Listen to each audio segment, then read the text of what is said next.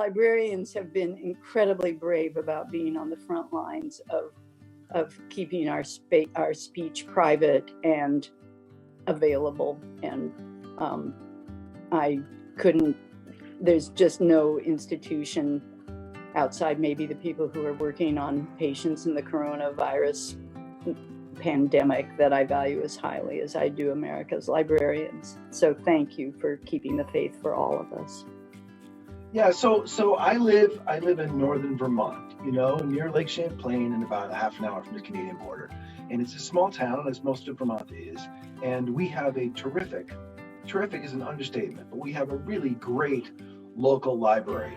So if I want to know train schedules from Chicago to Los Alamos in the spring of 1944 and what those cars looked like and how long it took, and where the layovers were and how much a ticket cost, I can get a book on all those things inside of 48 hours. So with Dance Away With Me, it's one of those books I love to write and I love to read. It sort of straddles that line between romance and women's fiction.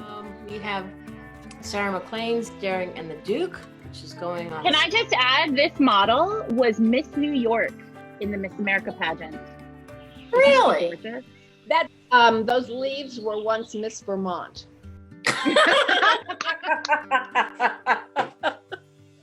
I love a noble scoundrel, so sue me. Libraries are just a piece of all of our hearts. Can you talk a little bit about how your process a little bit and how does that work? You're separated by a couple of states. How does that work?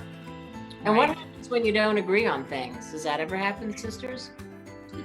Yeah, since I'm the youngest one, I insist on getting my way and stomp my feet, and then Valerie usually, right, goes along now. My goal is just to entertain you. I'm going to build the biggest roller coaster I can. And I'm going to have the sudden drops and twists and turns, and hopefully keep you breathless. Hopefully turning pages late in the night. So yeah, the bookmobile it meant a lot to me. It was a real lifesaver, actually.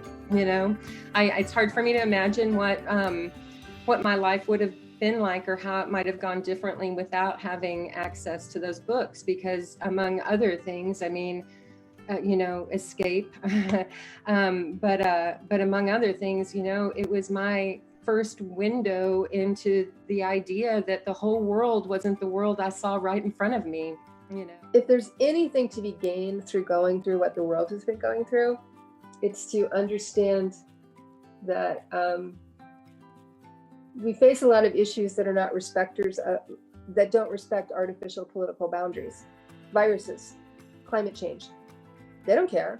They don't care where the United States ends and Canada begins. And I hope that a critical mass of people finally begins to understand that it's one globe, one world, and we need global solutions. It's National Library Week, and now more than ever, we want to tell you all how much we appreciate all that you have done, are doing, continuing to do, especially in the face of this terrible pandemic. But we want to honor you, and we want to toast to you. We might toast to you several times throughout this presentation. But for now, our inaugural toast for today's Door to Door. To you, librarians, thank you. Keepers of the Gate, thank you, thank you, thank you. From your various ports in the storm, we honor you during this week and always.